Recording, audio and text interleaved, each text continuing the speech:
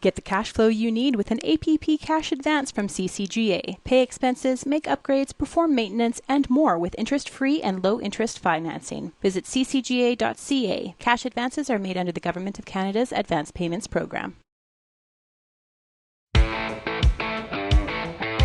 It's time for RealAg Radio on Rural Radio Channel 147 on Sirius XM.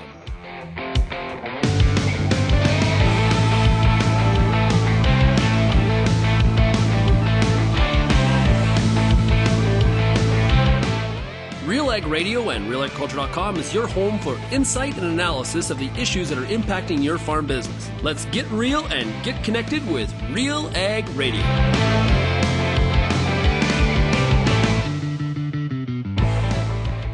Welcome to RealAg Radio here on Rural Radio 147, Sirius XM. Shaun Haney, your host here on this Wednesday midweek edition of the show. Hey, thanks so much, everybody, for making RealAg Radio and Rural Radio 147 a big part of your workday. Also, a big shout out to everybody out there listening on the RealAg Radio podcast, whether that's on Apple Podcasts, Spotify. Maybe you're streaming it on RealAgriculture.com. That's possible as well. However you got here, we're so pleased that you're making us part of one of your information sources. We take that very, very seriously. I do want to mention the Real Agriculture newsletters that go out every morning. You can find out more about them and to subscribe for free. And you can, even if you're getting them, you can update your profile to make sure you're not missing out on any of the topics or the slants that are really important to your business, no matter where you are farming in Canada or the U.S. You can do that by going to realagriculture.com/subscribe. Now, today's show is brought to you by Farmers Edge. You know them well. Farmers Edge is supporting Canadian retailers and agronomists. We want to be a partner. Through our decades of tech experience and 15 years of our laboratory, we are bringing our physical and digital solutions to an enterprise model to deliver more value across the ag retail chain. You can visit farmersedge.ca for more information. We'll be talking to Kris Kinnaird from Farmers Edge here in a little bit in a product spotlight. It is great to have Farmers Edge aboard as the sponsor of today's program. We're also going to be diving into some big issues today. We heard from Karen Proud. She is the president and CEO of Fertilizer Canada. She's going to give us a bit of an update on where we're at with the rail strike on pause, based on that Section 107 forced by the Labour Minister, which CIRB, the Canadian Industries Relations Board, they agreed with on Saturday afternoon. Shortly after that, Fertilizer Canada was out with a release with, some positivity regarding the decision, but also some suggestions on long-term changes that Canada needs to explore. And if you heard Friday's show of RealAg Radio, you heard us talk about some of these explorations that Canada needs to do when it comes to preventing labor impasses going forward. We're also going to hear from Micheal Harvey. He is the executive director at CAFTA. Now, CAFTA is the body, the organization that represents all the agricultural commodities that are export-oriented. We see Canada has placed 100% tariffs on EVs coming out of China, I should say. And although there's not a lot of them, there is some Teslas, but China is making big time inroads. If you look at how their market penetration has grown in Europe and Australia, for example, this is going to be a future growth opportunity, Canada, for them. We said the U.S. doing this. We see the European Union doing this. What does it mean for potential retaliation on exportable commodities that are agriculture related coming out of Canada? They're trying to get to China, like pork, beef, canola, wheat, pulses, just to name a few. We'll talk to Micheal Harvey about how concerned we need to be about all of this. And we'll also get an update. He is on the ground at Farm Progress Show in the U.S. It is Bernard Tobin of RealAgriculture. We're going to check in with Bern and find out how he's making out on the ground there. Some pretty intense heat this week at the Farm Progress Show. It is toasty. Hopefully, Bern's got access to some water, maybe some ice cream. Bern loves ice cream. I know he does. And chocolate, too. Bern is a chocolate connoisseur. You may not know that about him. Little known fact about Bern. But Bern does great work covering all of the farm shows that we do across really Canada, the U.S., and the world. Bern was also at Agritechnica. And you can find all of our coverage at realagriculture.com. We've already got videos up. They're already up. Bern is that quick.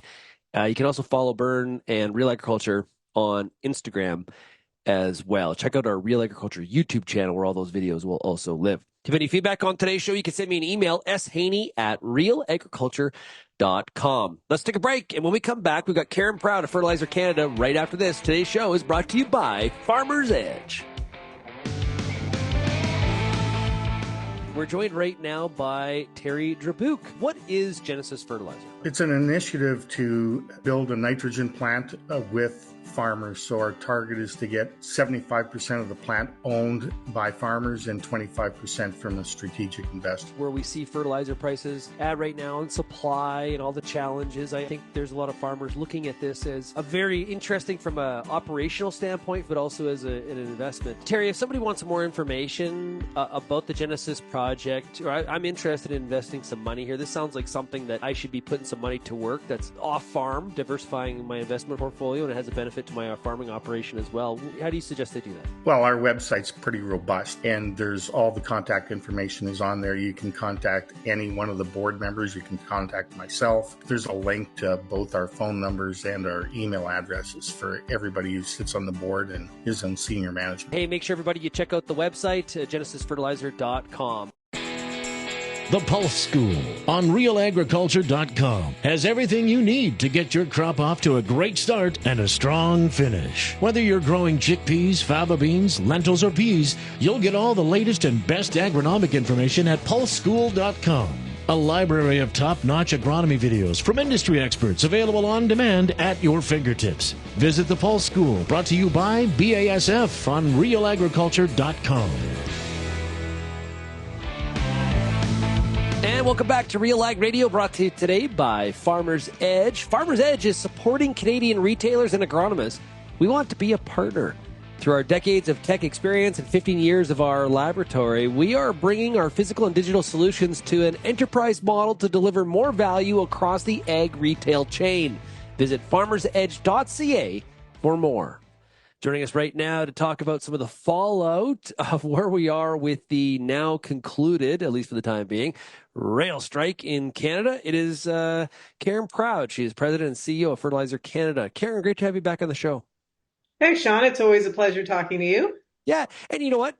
Last time you were on, we said, hopefully next time I'm on, we get to talk about some happier things. I think we're a little happier today, aren't we? Yeah, absolutely. I mean, it was very tense there for a while, a lot of concern. We're happy that at the conclusion of all of this, we're hoping that this is the end. I mean, we know that there's going to be a court challenge, but certainly looking better than last time. Yeah. So we're under binding arbitration. The CIRB came out with the decision on Saturday, and like we've sort of been indicating, I think we're the most pleased, or we've got a bit of a smile on our face here this week because trains are rolling. Both railways are working to get back up to full capacity. That just doesn't happen with the snap of the fingers. It does take days to make it happen. 4 to 5 days, as you told us, 4 to 5 days to get back to full based on 1 day of strike. So that kind of gives everybody sort of an indication where we're at. But there is a little bit of a but here. As we look back on what has transpired here in Canada, what are some of the things that you're pushing for in this but area? Yeah, I think this strike, really, I hope this strike has shown our government that our system is broken. And so it's great that the minister stepped in. I have to give him credit. He went out on a political limb and was out there on his own. But getting to this point where we've got binding arbitration, so great for that. But just the fact that our two railways in Canada could go on strike at the same time, basically crippling the entire country and its economy, is an indication that we have a deeply flawed system in this country. And so there's a number of things that we are calling on just for the fertilizer industry. And I think there's a number of things that industry in general would like to see in changes to labor code and other things. Yeah, now you put out a statement on Saturday, and one of the things that caught my eye, because this is a little bit of a soapbox for me, so I'm I'm pleased to say use this word. You're saying there's a lack of transparency And I can apply that in a bunch of other different examples in Canada. But for this one, what's the lack of transparency when it comes to the collective bargaining process? What needs to change? Well, so when the minister did come out and make his order, there was a lot of confusion about what exactly that meant and what was the role of the Canadian Industrial Relations Board and how long was it going to take them to rule and what could their rulings potentially have been. And if they ruled, what would happen next? And so we had asked the government in some conversations, even leading up to the decision by the CIRB, to provide some clarity as to that process, because we heard a lot of people opine on what they thought, but there was a lot of confusion, and I think even within the government, not quite knowing. The people we talked about didn't necessarily have the answers for us, and so it's important for us, but it's also really important for our suppliers in the U.S. and elsewhere to kind of understand what this means. So did it mean this was going to be over? Did it mean that we were going to have the outcome we ended up with? We didn't know. And I think that lack of transparency and communication about the process caused some unnecessary angst among those of us that were waiting to find out what was going to happen. Yeah, like, it hasn't been a lot of reporting on how do they select an arbitrator? Is it a group? Is it a person? Who does that? Like, how many of those people are just sitting around waiting for work? The length of the process, when can we expect a ruling, a decision, however you want to frame that? Is there an appeal to the binding art? Like, I agree. It's sort of, everyone was pushing for the use of Section 107, and now it's like that's where the focus was. We got there. It's sort of like when a calf gets out of the pen. It's like all they were focused on was getting out of the pen, and now they're out of the pen. They're sort of like, now what? And that's kind of wherever we're waiting for some of those. I think some of those details, changes to the Canada Labor Code, without getting too much in the weeds here when it comes to collective bargaining. Is there some low hanging fruit here, or does Canada need to do some real deep work looking at some changes? So, I mean, I think there is some low-hanging fruit, and this has been studied. So I don't think we need to enter into some big government study about what's wrong with the labor code. We need a committee, Karen. That would be the most Canadian way. We're going to form a new body, and we're going to have a committee, and we're going to study this. And here's what we heard. Sorry, I interrupted. I'm being sarcastic. Continue. Well, but Shaun, if we could have a industry farmer-led committee, I bet we could come up with some good solutions very, very quickly, because we know where some of the problems lie, or we believe we know. So we do have some recommendations, and I'm not a labor lawyer, but there's just some basic things like the terms of some of these contracts. Is it possible for us to lengthen those so we're not in this never-ending cycle of strike after strike? And could we have a little more certainty in that? I think what we didn't put in our release, but what has sprung to mind since, like, we just can't allow both railways to strike at the same time, and so presumably those are things that could be amended in the code. One of the things we're asking for specifically for fertilizer, which I think makes a lot of sense, is to deem fertilizer an essential product. Given the timeliness of our products, so you need to put fertilizer in the ground when you need to put fertilizer in the ground. You don't have weeks to wait on either side. And given the contribution of fertilizer to food security, not only here in Canada, but around the world, it makes sense to us to have it deemed an essential product. There's already provision in labor code for that when it comes to the ports and grain shipments being loaded and offloaded. At a minimum, we should be in on that. And then there's some other technical things. And again, I'm not a labor lawyer, but really looking at sort of pre-negotiation terms that we can set out, cooling off periods. And so there is a body of work that people have done that I think, in fairly short order, we could have some good amendments that still preserve collective bargaining and the rights of the employers and the employees and the discussions, but just ensures that we're also protecting Canadians, consumers, farmers, and others.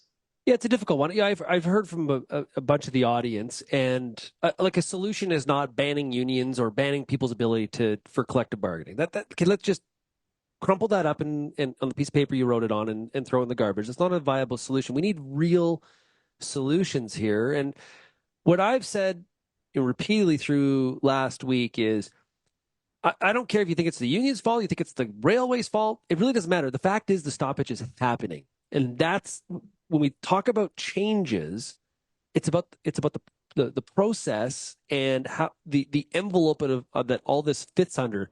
That's where we have to attack with solutions, not pointing fingers at either party. Yeah, because I mean, we do come to agreement.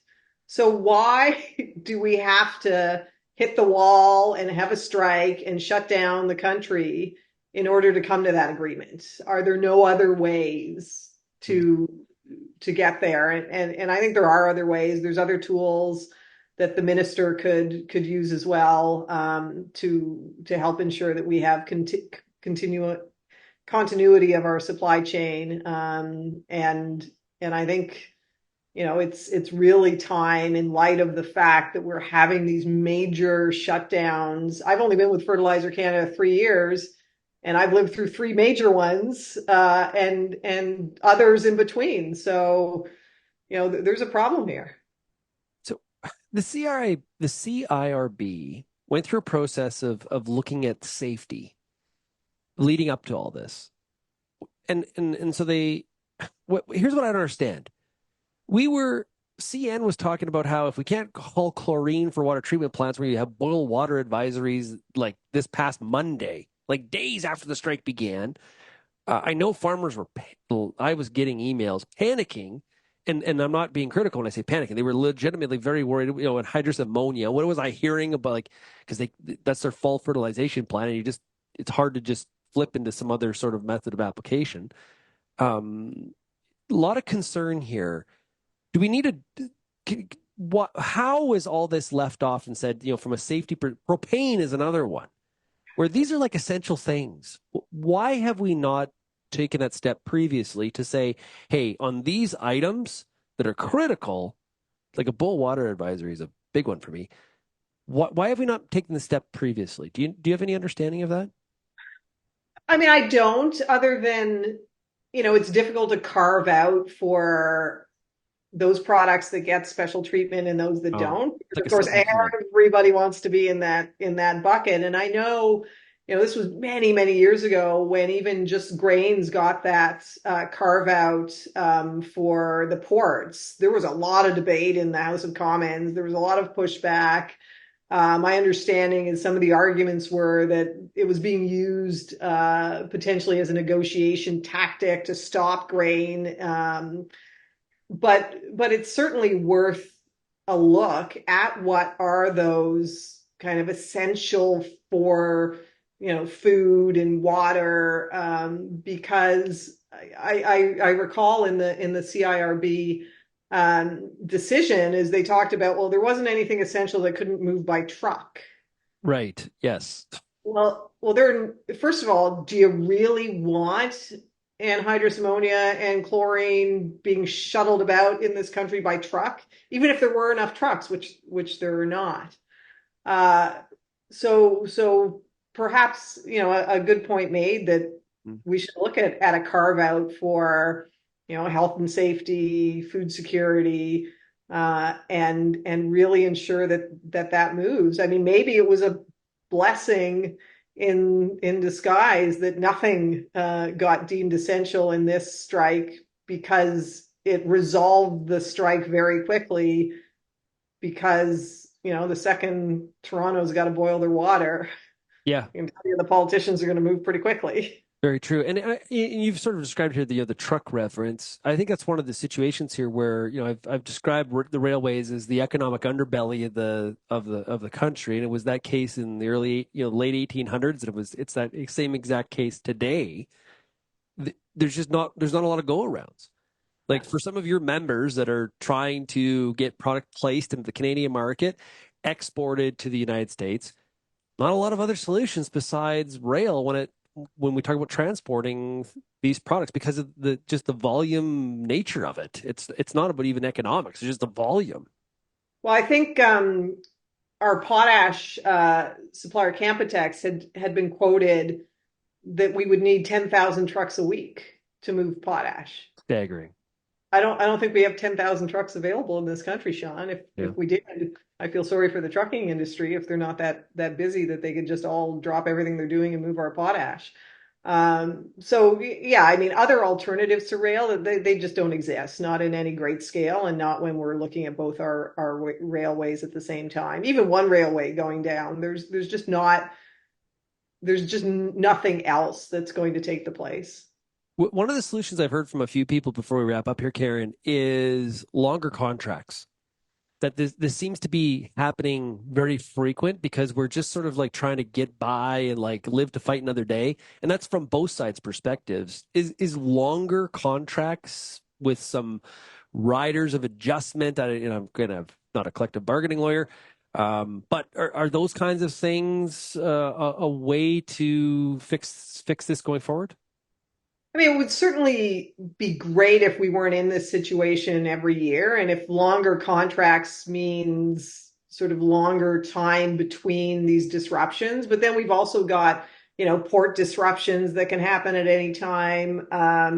Does longer contracts mean there's going to be more to be negotiated, and so the disruption might end up being longer at the same time? I don't know if I want to trade off every 3 years, a short incident versus every 5 years, something that lasts 2 weeks, because that's a disaster.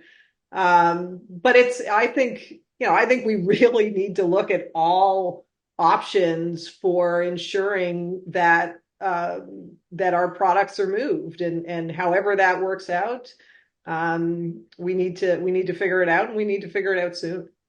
Great stuff. Hey, Karen, thanks so much for joining us here today on RealAg Radio. Really appreciate it. Thanks for having me, Shaun. That is Karen Proud. She is president and CEO of Fertilizer Canada, and we'll be following this story very closely. I know trains are moving again, but we need to stay on top of it and make sure to ensure that they continue to do so, especially as we get into the new crop shipping season, as well as fertilizer being placed into the market across the country. We'll be right back on RealAg Radio right after this. Ammonia and protect your application earlier than normal this fall. Defend against potential losses and protect your bottom line with Centuro Nitrogen Stabilizer. Patented active ingredient pronitridine offers agronomically effective protection where it matters most, below ground. Easy to handle Centuro is also non-corrosive for fewer worries about downtime or equipment damage. Start early with Centuro as part of your nitrogen management plan. Contact your local retailer or visit centuro.ca for more information today. If you're involved in the agriculture industry, it's important to stay informed on all the latest issues affecting your business. At RealAgriculture.com, we offer fast, reliable news, information, and insights to help you keep on top of all of the latest in Canadian agriculture. Visit RealAgriculture.com and sign up for our free daily newsletter covering everything from news, agronomy, animal agriculture, and much more. Visit RealAgriculture.com/subscribe today. RealAg Radio is Canada's only daily radio show focused on agriculture. Get expert advice on Agronomic Monday. Tuesdays and Wednesdays will cover a broad range of issues. Thursday we'll hear from farmers across the country on the Farmer Rapid Fire. And we'll wrap things up Fridays with the RealAg Issues panel with Kelvin Hefner and Lindsay Smith. Join us Monday through Friday at 4:30 Eastern. And don't forget about the replay at 7 in the morning on Rural Radio 147, Sirius XM.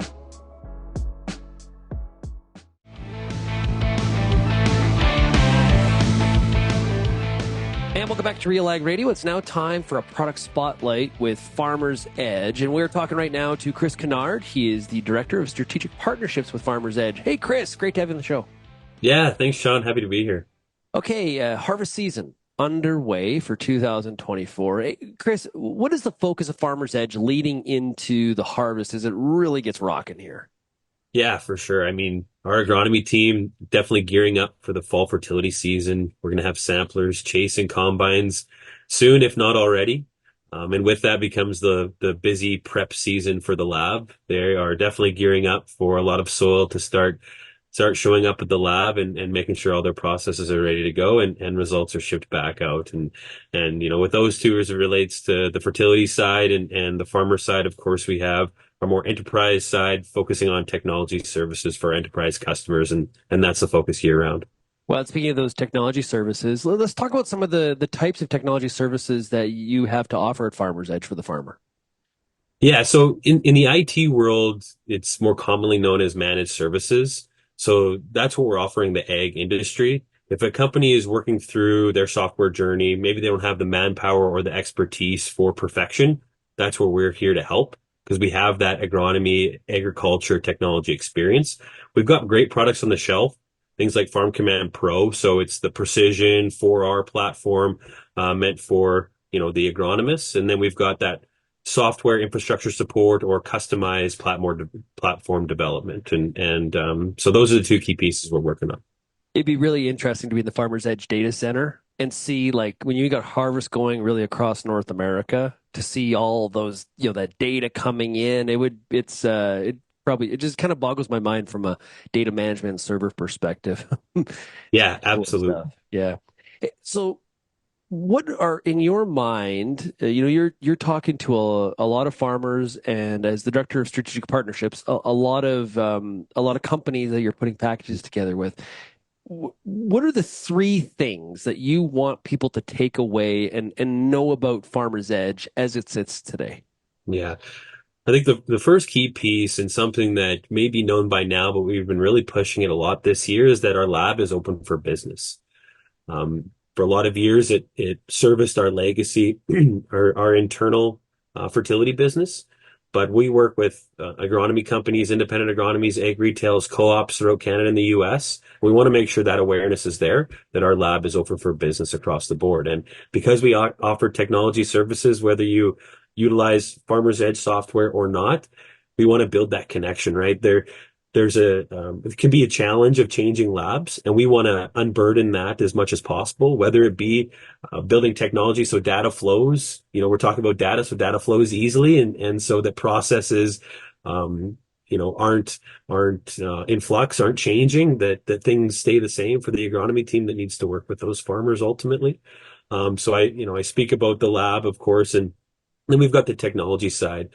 We've spent a lot of time working with farmers directly, working with ag retails directly, but we've expanded that throughout the ag industry as well, making sure that folks know that, we're here to help. We want to make sure that our expertise in platform development, in customization of platform, whether it be our own or something that we can support with, is out there in the market as well.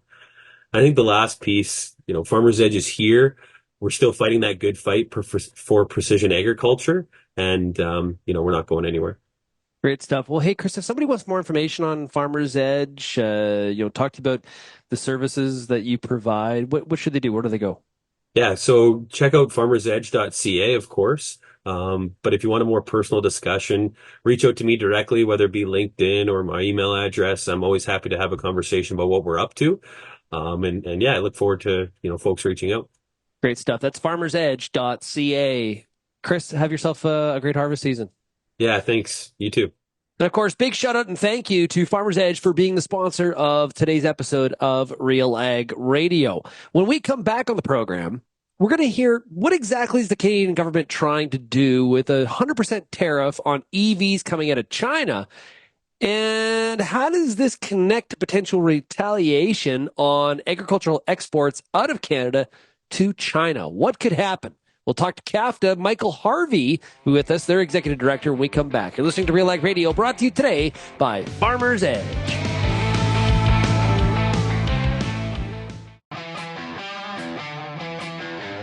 Advanced canola trait technology is here. And it's soon to be the talk of the town.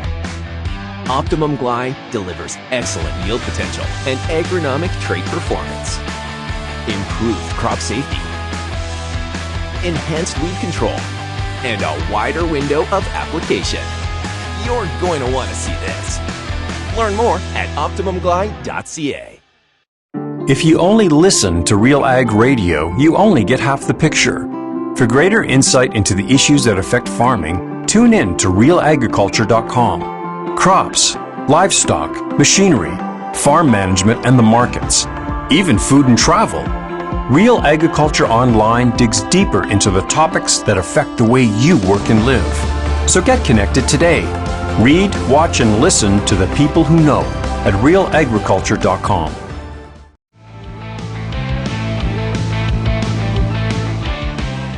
Well, right now on RealAg Radio, that is brought to you today by Farmers Edge.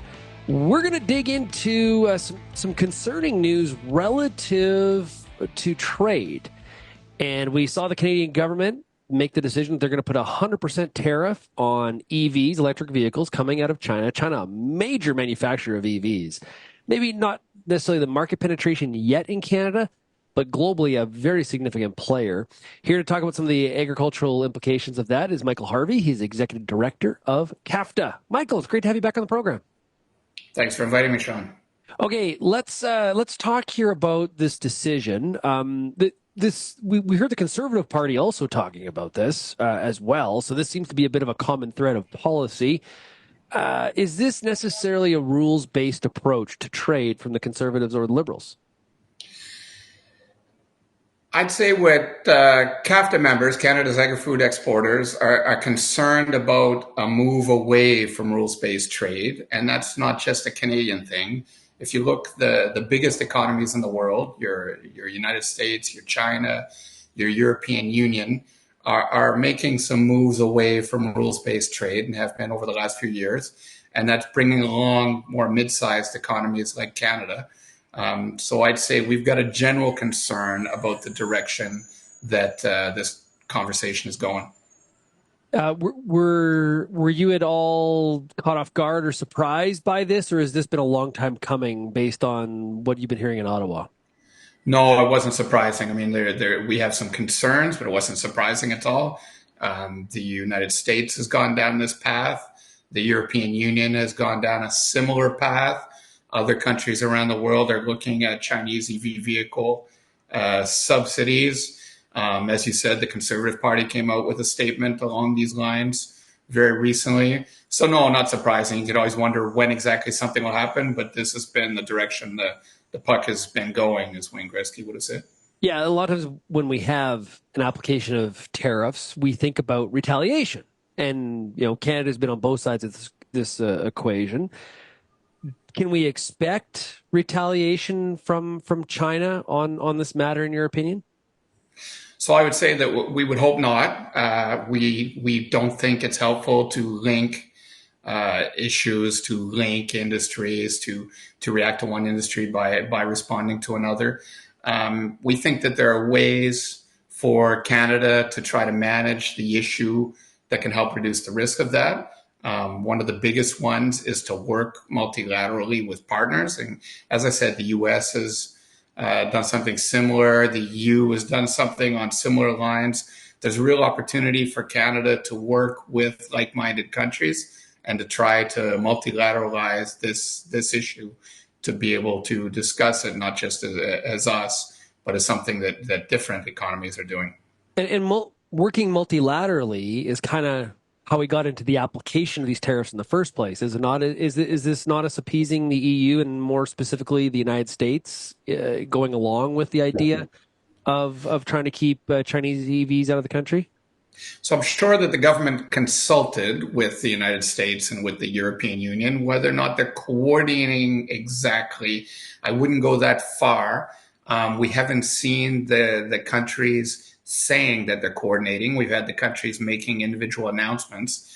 And if you want to look at something like coordinating, maybe the right place to do it would be a group like the G7, where Canada, the US, different EU countries, and the EU itself are members, and maybe come out with some statements there, bringing in a country like a Japan who's at the G7 as well. So I'd say that they've been cognizant of each other, watching what each other's doing. Coordination might be a word too much. Well, what's the status of agricultural trade with China? Obviously, we had the canola situation that was rectified. We still have a situation where meat processing plants do not have licenses to be able to ship product. No real path there, from what I've been hearing from the cattle people, for sure, in getting that rectified. What is the status of trade with China? Like, is it, if they retaliated, would it be that big of a deal? So China's a very big market, and China's a very big market for several products. You mentioned canola, you mentioned pork, so it's very, very important.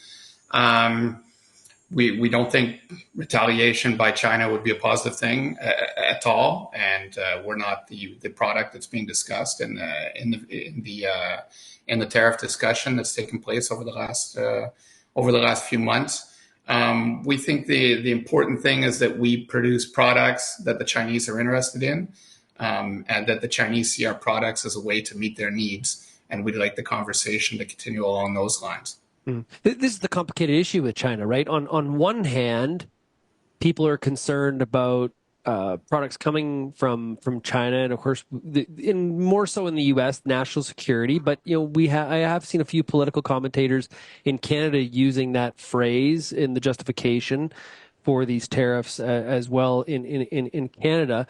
So there's a lot of China talk and how strong a voice Canada should have against China.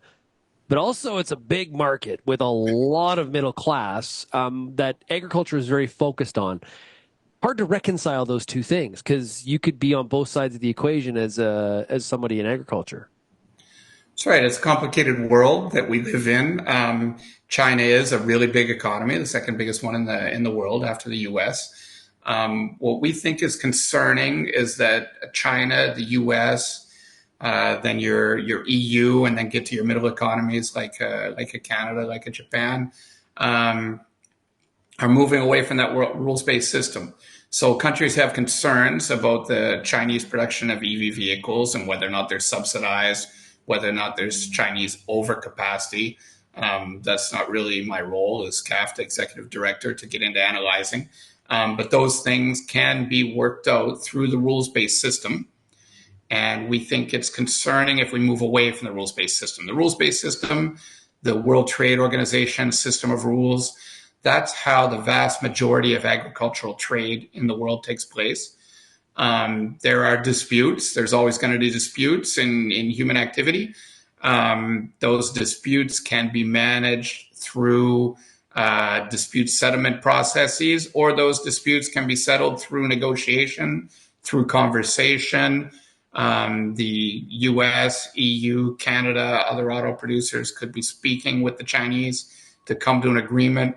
I guess what we'd say is that we would encourage work to get towards that kind of conversation, not something that just breaks dialogue. And it's in Canada's interest that that conversation take place accompanied by allies and frankly, led by the big allies. I mean, the United States is the leader of the global rules-based system. It's been moving away from it the last few years. That's unfortunate. We think that the U.S. should move back towards taking the rules-based trading system seriously. And Canada's got a role in international relations and working with the United States to bring it back into these processes. One of the frustrations or maybe scary things about trying to rectify trade issues with China is the lack of that rules, the rules for rectification or, fixing the situation. You use the beef example, a typical case of BSE in December of 2021. Other countries that had atypical cases, they're doing business again with China. Other countries that were closed to Canada temporarily have reopened. The real issue here is still between Canada and China, with no real, here's what you need to do, Canada, to fix this. We just sit here and wait. That's not exactly following the rules either. Also, what I'd say is there's different ways to manage a situation like this. It's obviously not a perfect system. One way to manage a situation like this is through direct dialogue with China. Another way to manage a situation like this is through multilateral dialogue with China in organizations like the World Trade Organization. Another way to manage a situation like this is to build up a coalition of like-minded countries who see things in a similar way and are willing to work together. And that's where I talked about the G7, and you could even go beyond the G7. If you look at countries that are examining or have already imposed measures on China for subsidies, you're including countries like Mexico, like Chile, like Vietnam, South Africa, India. There's an awful lot of countries that have some concerns about how China is approaching these issues. We think it's important to put together a coalition to discuss these things. And we do have concerns when people go outside the system. Isn't it difficult, though, to get that coalition formed when Canada's the only country that is being punished for that matter? Is it basically Canada saying to those other partners, hey, this could be you too? This could, we're alone right now, but you're next? Is that what our ask is to motivate Well, them? I don't think it's the case that Canada is the only country in this situation. You saw Australia had several years of a very difficult situation for a lot of their mineral exports, for their wine.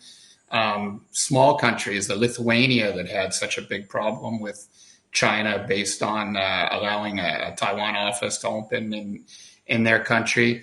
And these other countries are looking at the China subsidy issue.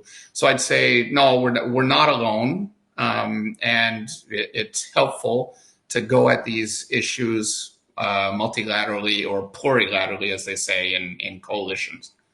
Great stuff. Hey, Micheal, really appreciate you joining us here today on RealAg Radio. Thank you, and we'll talk to you again soon because I'm sure there is no shortage of trade things to talk about. There always are, Shaun. Thanks a lot for the invitation. Hey, we'll be right back on RealAg Radio, brought to you today by Farmer's Edge.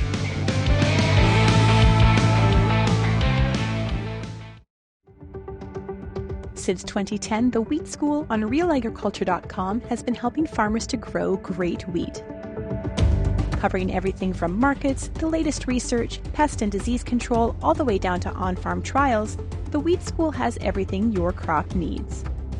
Check out our massive video library on YouTube and grow great wheat with the Wheat School, brought to you by Syngenta Canada, C&M Seeds, and Alberta Grains. Peter Johnson at WheatPete, RealAgriculture.com. I'm the host of The Word, and I love doing The Word. I love the questions. I love the challenges. I love having to apply agronomics to all over the globe and areas outside of my normal jurisdiction. Also, I love the feedback the most, where growers challenge me, tell me about their plot results, help me to learn. The Word, absolutely the best part of my day. Welcome back to RealAg Radio, brought here to you today by Farmer's Edge. And this week it's the Farm Progress Show happening in the U.S. And of course, Real Agriculture's Bernard Tobin is on the ground and he's filming videos, going booth to booth in some rather hot weather. We're going to hear all about that. Hey, Bern, how are you doing? I'm pretty good, Shaun. I'm hanging in here. Just found a little shade, trying to beat the heat. I think when I arrived here, Boone, Iowa, on Monday, I looked down. I was driving down the road in my car, and I looked down at the speedometer, and right below that is the temperature, 102. And people said it was actually 106 out here at the show, and that was setup day. A little cooler yesterday for first day of the show, thank God, and pretty decent today. A real nice day. A little sweaty for people taking the show. Has that had any impact on attendance? Of course, this time of the year we expect some pretty hot weather in the Midwest, but has it impacted attendance at all? I don't think so. I mean, I think people watch the radar and they pick their days. Yesterday we had some rain in the afternoon. Morning was busy. Today it's sort of like a solid day all the way, and it's a big crowd here today. Yeah. Tomorrow, they're calling for some real active weather in the afternoon, so I think you'll probably see some lighter numbers here tomorrow. But this show, big show on a big day, it's probably 100. You can get 100,000 people out here on this complex, and it's pretty amazing. I mean, like you've got 90 acres of exhibit space, 500 exhibitors, 130 acres of parking, and 360 acres of field demonstrations. So it's bring your walking shoes. Yeah, absolutely. Now, machinery is always a big feature at the Farm Progress Show, and we have seen a real slowdown in machinery sales here in 2024. The AEM numbers really indicate that and prove that out. And this is the case for both Canada and the U.S. As you go booth to booth with some of the OEMs, what are you seeing? Are you seeing, here's what we have, are you seeing new debuts? Are you seeing new technologies, same as we had last year? What's kind of the prognosis? Yeah, no big reveals here, Shaun. I mean, I think those days are gone. I think the attitude is reflective, and just the whole feel of thing is reflective of the ag commodity marketplace and the general economy from that perspective. We've seen some new combines from Case, New Holland, and Gleaner. Some big machinery, but not the type of things we normally see. And it's a little different too. I mean, we've seen a shift. We also we don't see as much new releases this time of year. We see a lot of it, early in the year, like at the Commodity Classic this year in Houston, and through the year. So manufacturers are sort of a little lower key, trying to help farmers get the most out of the technology that they have. A lot of upgrades, a lot of precision agriculture, how to make it more effective on your farm, provide value, and comfort. A lot of people talking about comfort, a lot of work to do, and you may as well be comfortable. Well, there's no doubt about that. I can remember as a kid that open air swather, not exactly comfortable, somewhat very dusty, and not very pleasant. So No. we've come a long way since the open air tractor. There's no question about that.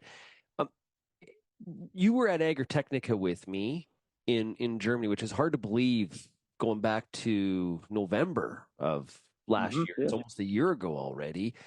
I'm sure some of those debuts that we saw at Agritechnica in Germany at that global show are showing themselves here this year at the Farm Progress. Oh yeah, for sure. I mean, that was my first time to Agritechnica with you, and got to see all that technology. And as you know, it's the innovation showcase, and you get to see stuff. And here we are. I mean, I did a piece yesterday with Fendt on the Vario 600, their tractor. We looked at it in Germany, and now it's actually hit the soil here in America. So it's really neat from that perspective. They have their FR forage harvester here. We looked at that in Germany, and again, I guess the same thing repeats for different manufacturers. And I see show, and we did 70 videos over there, and it's really neat for us to be able to get over there and show folks what's coming before it actually arrives. Any conversations or video features that you've done that you're pretty excited about getting out to the Real Agriculture audience here over the coming weeks? Well, interesting conversation yesterday. I got over to New Holland. They're going to do a new, combine. They're going to roll out a CR10, which is it's interesting in the sense because it's actually the CR11 at Agritechnica, and actually they're pulling some of the technology down from that down through sort of the smaller models or the series below that. So that's something you're seeing as well. People pulling technology through their lineup, and had a chance there to talk with Carlo Lambro. He's the global president of New Holland, and we got talking about New Holland in Canada versus the U.S. Obviously, we're here down in the U.S. and he got to talk, how the New Holland brand in Canada really is a strength, and he compared it to the U.S. Like the history of the brand in Canada. The combines have been really strong, a big legacy in Western Canada. In the East, you've got a big, strength there, and they've always had a strong presence in Quebec and this amazing dealer network across Canada. And he talked about how they the brand that it is, the full line of the company really does shine in Canada, and how they'd love to pull some of those elements in and really get it the same type of things to take root here in the U.S. So it's a really interesting case study, and a shout out for Canada. Bern, you're in the U.S. It's root, not root. Get it straight, Bern. People are going to look at you strange with that Newfoundland accent and the way you're pronouncing it. Oh, you said it. I get a double take here and there. People are like, where are you from? Okay. Now, as you walk around, Bern, and you talk to some of the farmers, do you have any... How is the sentiment about what's happening out there where we see pretty strong predicted corn and soybean yields and some concerns about profitability in the sector? Is that shining itself through at this show at all, or does everybody seem to have the same pep in their step as they normally would?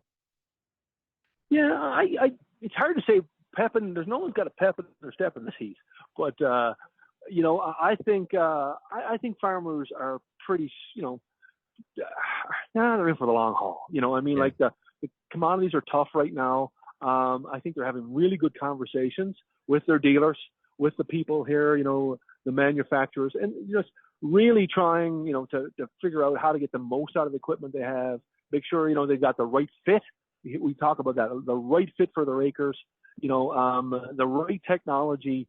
And everybody's, going to keep their dollars in their pocket if they can. But I think people are willing to spend money. And I think our research will tell that. Yeah. It's tough out there, but yeah, it is. It is very much so. How's in that heat? Is there any cool snacks like ice cream, popsicles, or anything like that to cool you off? Yeah. Well, I'll tell you what. I've drank more Gatorade in the last day and a half. What a drink! I mean, I never drink it, but every person, has passed me Gatorade, orange, blue, green, lime. You and I go to a lot of shows and we discover a lot of things. I have discovered a love of Gatorade. Oh, nice. And be quite honest with you, the flavor blue, whatever flavor that is, because that's a whole discussion in itself. That's like a manufactured flavor. But blue Gatorade, I'm going to say is number one. And that may be controversial. Oh, yeah. But I love it.